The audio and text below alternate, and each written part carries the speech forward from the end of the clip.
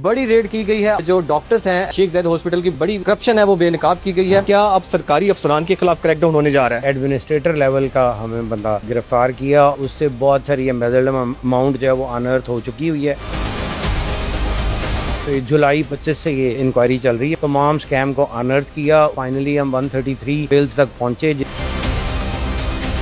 लेस्को में खास तौर पर जो करप्शन हो रही है, नो टॉलरेंस टू करप्शन, उसमें कोई ऑफिसर भी इन्वॉल्व होगा चाहे वो किसी रैंक का भी हो, वो उसको स्पेयर नहीं किया जाएगा। अस्सलाम वालेकुम। पब्लिक डिजिटल के साथ मैं हूं सलमान अमान। मैं इस वक्त FIA लाहौर के ऑफिस में मौजूद हूं जहां पर बड़ी रेड की गई है और जो डॉक्टर्स हैं शेख ज़ायद हॉस्पिटल की बड़ी करप्शन है वो बेनकाब की गई है। हमारे साथ इस वक्त डिप्टी डायरेक्टर जो है असद साहब, इनसे बात कर रहे हैं ACC के। अच्छा सर, ये बताइएगा कि क्या अब सरकारी अफसरान के खिलाफ क्रैकडाउन होने जा रहा है? जी, ये हमारी जिम्मेदारी है और ये जारी है। और उस जारी कैंपेन में हमने कुछ लेस्को का भी आपको डिटेल बताई है आज, और ETPB की भी, चूँकि उसमें भी एडमिनिस्ट्रेटर लेवल का हमें बंदा जो है वो गिरफ़्तार किया, और उससे बहुत सारी एम्बेजल्ड अमाउंट जो है वो अनर्थ हो चुकी हुई है और बहुत ही इंपॉर्टेंट प्रॉपर्टीज़ हैं जिसमें वो इन्वॉल्व रहा है। इसी तरह ही ये शेख ज़ायद हॉस्पिटल में जो है वो जुलाई 25 से ये इंक्वायरी चल रही है। मैडम बिनिश इसके इंक्वायरी ऑफिसर थे और उन्होंने 9-10 माह पूरी ब्रेनस्टॉर्मिंग करके तमाम स्कैम को अनर्थ किया। उसमें फाइनली हम 133 बिल्स तक पहुंचे, जिसमें 56 ऐसे डिफरेंट डॉक्टर्स कंसल्टेंट थे जिनके साथ वो 133 बिल्स जो है वो एसोशिएट किए गए। और उन तमाम डॉक्टर्स तमाम को मैडम ने 1 बाय 1 अपने शामिल इंक्वायरी किया, उनके बयानात रिकॉर्ड किए, उन्होंने ख़ुद बताया और उन्होंने हेल्प किया हमें कि नहीं, ये इसमें से कोई भी बिल ऐसा नहीं 133 में से जो ओरिजिनल हो और हमारे साथ दुरुस्त मंसूब किया हो। ये तमाम बोगस। कितनी रकम जो है वो सामने आई है? 36.2 मिलियन है। 36.2 मिलियन। अच्छा सर, ये बताइएगा कि इससे पहले भी हमने देखा ETPB में सबसे बड़ी कामयाबी ये थी कि आपने सेक्रेटरी लेवल जो है उसको हाथ डाला है। इससे पहले हमने FIA में नहीं ये देखा कि इस तरह की जो है कार्रवाई की गई हो। तो अब ये बताइएगा कि आने वाले जो टाइम है वो फाकी इदारे जो हैं उसके लिए जो लेस्को में खास तौर पर जो करप्शन हो रही है उस हवाले से क्या इकदाम किए जा रहे हैं? देखिए, हमारी सीनियर हायरार्की की तरफ से बहुत कैटेगोरिकल डायरेक्शंस हैं कि जी नो टॉलरेंस टू करप्शन, और उसमें कोई ऑफिसर भी इन्वॉल्व होगा चाहे वो किसी रैंक का भी हो, वो उसको स्पेयर नहीं किया जाएगा। ठीक। अच्छा मैडम, ये बताइएगा कि ये जो इंक्वायरी के दौरान किस किस्म की जो है बोगस बिल सामने आए हैं, या किस किस्म की जो है करप्शन सामने आई है? क्या इसमें डॉक्टर्स भी इन्वॉल्व थे? नहीं, इसमें डॉक्टर्स इन्वॉल्व नहीं थे, बल्कि डॉक्टर्स के नाम को इस्तेमाल करते हुए अकाउंट्स जो सेक्शन था शेख ज़ायद का, उन सब लोगों ने अपनी मिली भगत से 133 बिल्स डॉक्टर्स के नाम पर तैयार किए थे और उनके उसमें नतीजे में उन्होंने 36.2 मिलियन 36.2 मिलियन की जो अमाउंट है वो अपने सैलरी अकाउंट्स में ड्रॉ करवाई।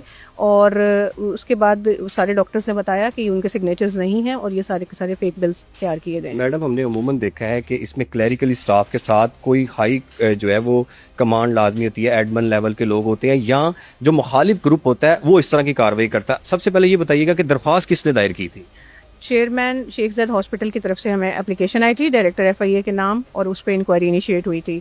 और इसमें अभी तक जो सामने आए हैं वो ग्रेड 19 तक के लोग हैं और उनमें अरेस्ट भी हुए हैं सारे लोग। अब मजीद भी ड्यूरिंग इन्वेस्टिगेशन जो लोग सामने आते रहेंगे वो इन्वेस्टिगेशन का हिस्सा बनते रहेंगे। आज बिल्कुल, आज जो है SHO साहब भी हमारे साथ मौजूद है ACC के एंटी क्राइम सर्कल के।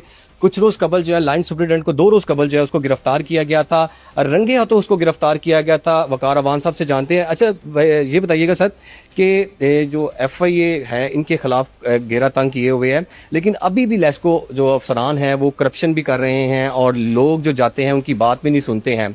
तो आप ये बताएंगे अभी तक का जो स्टेटस है उस लाइन सुप्रिटेंडेंट का वो क्या है?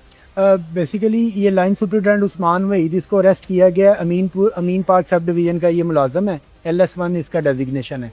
इसने 2.5 लाख रुपया कैश वसूल किया था। एक कंप्लेनेंट जो हमारे पास जिसने एप्लीकेशन की, जिसको ये हरास कर रहा था, उसके हवाले से इसको गिरफ़्तार किया गया। दूसरा, ये मैं आपके चैनल के थ्रू ये मैसेज भी कन्वे कर देता हूँ कि अगर किसी को कोई ऐसे इशू है तो वो डायरेक्टली हमें कंप्लेंट करें। हम जो भी करप्ट अनासर हैं, लेस्को है, दीगर डिपार्टमेंट हैं, उनके खिलाफ कार्रवाई हो। अच्छा, दूसरा ये ATP के सेक्रेटरी को गिरफ्तार करना ये बहुत बड़ा चैलेंज भी था।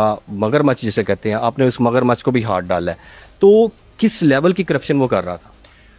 एक्चुअली उसमें 17 करोड़ रुपए की उसने करप्शन की है मुख्तलिफ किस्म के प्लॉट्स की मद में। डिफेंस में जो ईटीबीपी की लैंड थी उसकी मोनेटाइजेशन के लिए, उसको म्यूट करवाने के लिए जो डिफेंस के साथ उनका एक एग्रीमेंट चल रहा था, उसमें 17 करोड़ रुपए की एम्बेजलमेंट थी उसकी। इसके अलावा और भी जगहों पे उसने जो सरकारी अराजी है जो ईटीबीपी की है, वैक्यू ट्रस्ट बोर्ड की, उसको इलीगल तरीके से लोगों को दिया। काफ़ी चीज़ें उसमें थी। तो अल्टीमेटली उसके अगेंस्ट जब एविडेंस आए तो उसको फिर फाइनली हमने गिरफ्तार कर लिया। अच्छा, दूसरा ये कि आप एंटी क्राइम सर्कल के एसएचओ हैं, तो आपके पास जुडिशियल कस्टोडियल टॉर्चर एक्ट के तहत पुलिस अफसरान के खिलाफ भी इंक्वायरियां ज़ेर समात हैं। अब तक की क्या कार्रवाई की गई है पुलिस अफसरान के हवाले से? जुडिशल उसमें भी कार्रवाइयाँ हो रही हैं और जैसे उसमें जो बंदा गिल्टी प्लीड होता है उसको अरेस्ट किया जाता है। अब तक की जो सीसीडी के इनकाउंटर्स किए गए हैं उस हवाले से भी इंक्वायरीज जो है वो आ रही हैं एफआईए में। वो मुतासरी जिनको जो है वो पुलिस की जानिब से जो है वो हरासमेंट का जो है वो शिकार बनाया जा रहा है, वो जो है वो एफआईए एंटी क्राइम सर्कल में एप्लीकेशन दे सकते हैं और उनको यहाँ पर भरपूर जो है वो इंसाफ मिलेगा। जी।